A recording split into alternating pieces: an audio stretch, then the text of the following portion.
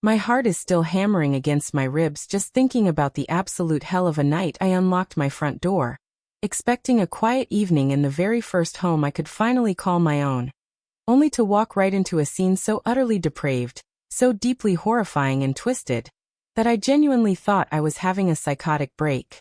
Was I wrong for what I did? Tell me if you would have done the same thing, because looking back, a part of me still wonders how I managed to keep breathing while my entire world shattered into jagged, bleeding pieces right in front of my eyes. I had spent my entire adult life scraping every single penny together, working 2 grueling jobs, eating instant ramen, and wearing the same ratty clothes just so I could escape the suffocating, toxic chaos of my childhood home, and buy a modest, peaceful little house in a quiet suburban neighborhood. It wasn't a mansion by any means, just a charming 3-bedroom brick house with a white picket fence, a small manicured lawn, and a cozy living room that smelled like fresh paint and possibility. The ink on the mortgage papers was barely dry, and I had just finished moving my last cardboard box out of my cramped apartment, feeling a deep, soul-deep sense of pride and relief that I had finally built a sanctuary of my own.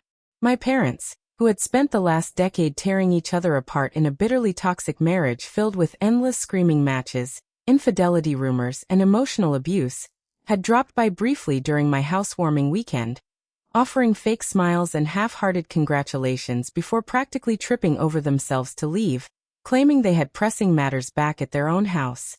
I didn't care. I was just glad to finally have peace, privacy, and absolute autonomy over my own life, or so I naively thought as I locked my doors and finally felt the sweet release of independence wash over me. Everything was going swimmingly for the first 3 weeks, during which I decorated every room, planted hydrangeas by the porch, and hosted a couple of close friends for dinner, basking in the glow of my new adult life. But then came that fateful Tuesday evening, a night that would forever burn itself into the darkest corners of my memory and alter my perception of reality, trust, and family forever. I had stayed late at the office wrapping up a massive project, and by the time I finally pulled into my driveway, it was pushing 11 o'clock at night, the street outside pitch black and dead silent except for the gentle rustle of autumn leaves blowing across the asphalt. I noticed right away that something felt deeply, instinctively wrong as I cut my car engine. There was a strange, unfamiliar black sedan parked right in front of my garage, blocking my driveway completely, and a dim, flickering light was spilling out from my living room windows. My stomach instantly plummeted into a cold, heavy pit of dread, my mind racing immediately to the terrifying thought of a home invasion, burglary, or worse. I quietly grabbed a heavy metal flashlight from my glove compartment, my hand trembling so badly I could barely grip the handle, and crept stealthily up the front walkway, keeping to the shadows of the overgrown bushes. I tried the front door handle, expecting it to be locked tight, but to my absolute shock, it turned smoothly in my hand, yielding with a soft click. The door had been left completely unlocked, a chilling violation of the secure fortress I thought I had built for myself.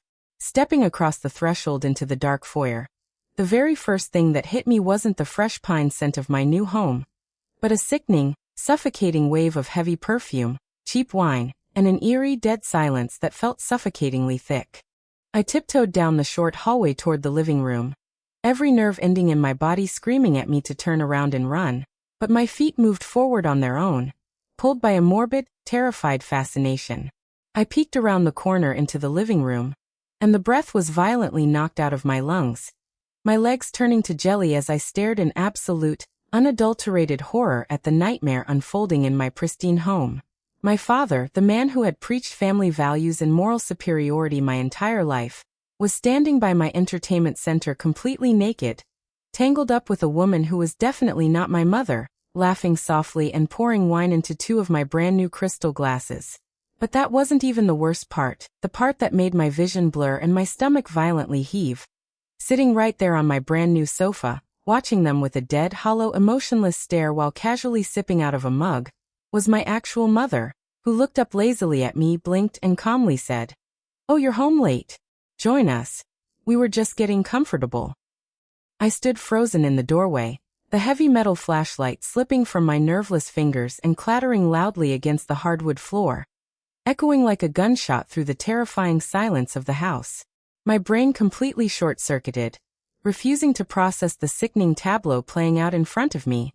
Because nothing in my 24 years of existence could have ever prepared me for the sheer, mind-boggling level of betrayal and twisted depravity I was witnessing. My mother wasn't screaming, she wasn't crying, she wasn't holding a weapon or threatening to tear my father's throat out. Instead, she looked utterly apathetic, almost bored, as if she were sitting in a waiting room reading an old magazine, while my father frantically scrambled to cover his groin with a decorative throw pillow, his face flushing a violent, panicked shade of beet red. The strange woman standing next to him, whom I vaguely recognized as a family friend named Brenda from their neighborhood bowling league, dropped her wine glass, shattering it into 1,000 glittering shards across my clean floor, letting out a sharp, breathless gasp as she stared at me like a deer caught in the headlights of a semi-truck. I wanted to scream, I wanted to rage, I wanted to tear the roof off the house with my bare hands. But instead all I could manage was a dry, choking gasp of air as my knees finally buckled and I had to grab onto the doorframe to keep from collapsing. How long had this been going on? How long had my parents been using my safe space, my hard-earned sanctuary, as some sort of sick, twisted playground for their grotesque marital arrangements, without even having the basic human decency to ask me or tell me? They had keys. Yes, in a moment of misplaced familial trust when I first got the house, I had handed them a spare set just in case of emergencies, a decision I now regretted with every fiber of my being. My father finally found his voice, stammering out a pathetic, stuttering excuse, trying to wave his hands dismissively as if he had just been caught raiding the fridge for a midnight snack instead of destroying the sanctity of my home. "Son, wait please, let us explain. It's not what it looks like. Your mother and I, we had a conversation, we agreed to try an open arrangement. And since our house has too many memories, we thought." He trailed off as my mother slowly stood up from the sofa, smoothing down her skirt with agonizing deliberation, her face locked in a chilling, mask-like composure that was 10 times more terrifying than any outburst she had ever thrown during their explosive marital fights. She looked me dead in the eye and said, with a terrifyingly calm, venomous sweetness, that this was none of my business, that I was just a guest in this world, and that if I didn't like what was happening under my own roof, I was free to pack a bag and leave. So that's the situation I was in, standing paralyzed in my own hallway while my parents tried to normalize a nightmare, and I had to make a choice. Before I tell you what happened next, I want you to pause and comment below what you would have done in my shoes, because the pressure cooker inside my head was about to explode, and the path I chose next was about to blow our entire family dynamic into smithereens once and for all. Instead of screaming, instead of crying, something inside me fundamentally snapped, a cold, icy switch flipping in my brain that replaced all my shock and heartbreak with a sharp, blinding fury. I didn't run away, and I didn't back down. I slowly walked over to the entryway table, picked up my house keys, and with a deliberate, bone-chilling calm that seemed to unnerve all 3 of them instantly, I walked right back to the front door and locked it from the inside, pocketing the deadbolt key.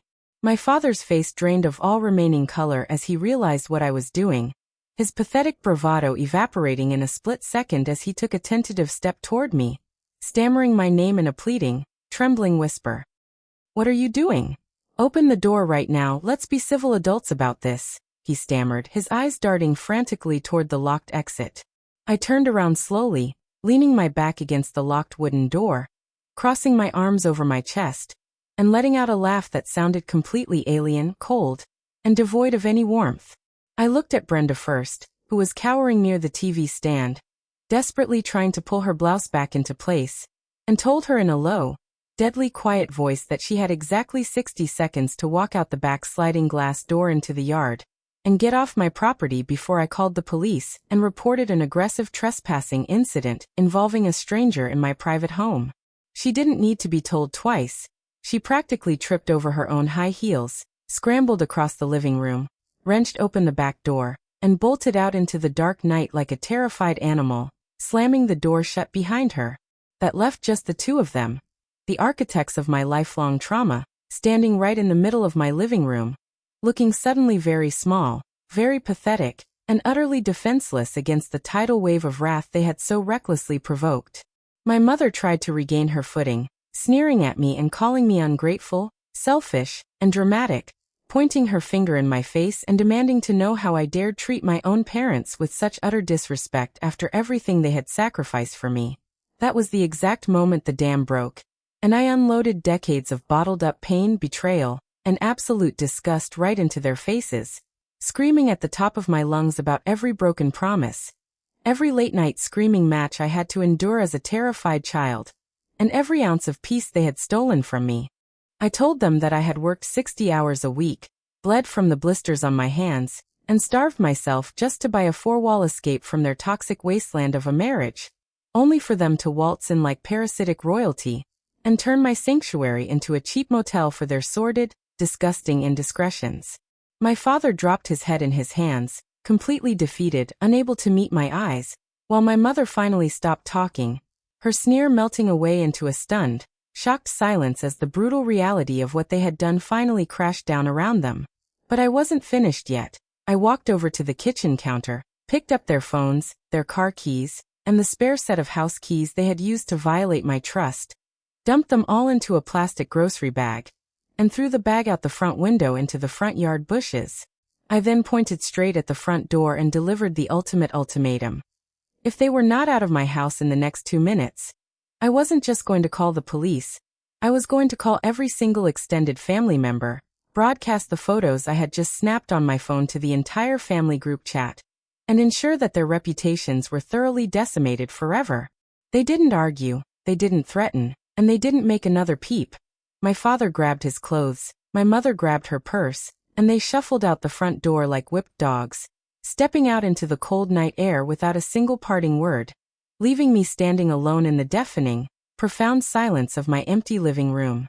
The aftermath of that horrific night was a turbulent, messy storm that permanently fractured my family tree into a million unfixable pieces. But strangely enough, it also brought me an overwhelming, undeniable sense of profound liberation. Within hours of the incident, my mother had predictably twisted the narrative in the family group chat, painting me as a cruel, heartless, rebellious monster who had violently kicked his own parents out onto the street for no reason, leading to a barrage of furious, venomous text messages from various aunts, uncles, and cousins who didn't know the first thing about the actual truth. Instead of cowering or playing along with their manufactured guilt trips, I calmly replied to the main family chat with a single, highly detailed voice note, explaining exactly what I had walked in on, complete with the time, the context, and the utter disrespect of my boundaries, and then I blocked every single toxic relative who dared to side with them without asking for my side of the story. My parents didn't speak to me for months, desperately trying to save face and sweep their utter humiliation under the rug, though I heard through the family grapevine that the incident had finally pushed their already crumbling marriage over the edge, resulting in a sudden, vicious divorce filing that left them both fighting over scraps. As for me, I spent the weekend changing every single lock in the house, installing a top-tier security camera system with motion sensors and alarms, and pouring myself completely into making my home the truly safe, peaceful haven I had always dreamed of. Whenever I sit in my living room now, looking out at the quiet street through sparkling clean windows, a wave of immense peace washes over me, reminding me that sometimes, protecting your own mental health and drawing a hard, uncrossable boundary requires you to burn toxic bridges to the ground. Never let anyone, no matter how closely they are related to you by blood, trample over your boundaries, abuse your trust, or turn your hard-earned safe spaces into a theater for their own toxic chaos, because true family respects your peace rather than shattering it. Like this video if you were on my side, subscribe for more stories like this, and share your final thoughts on this whole mess in the comments section. I'll see you all in the next story.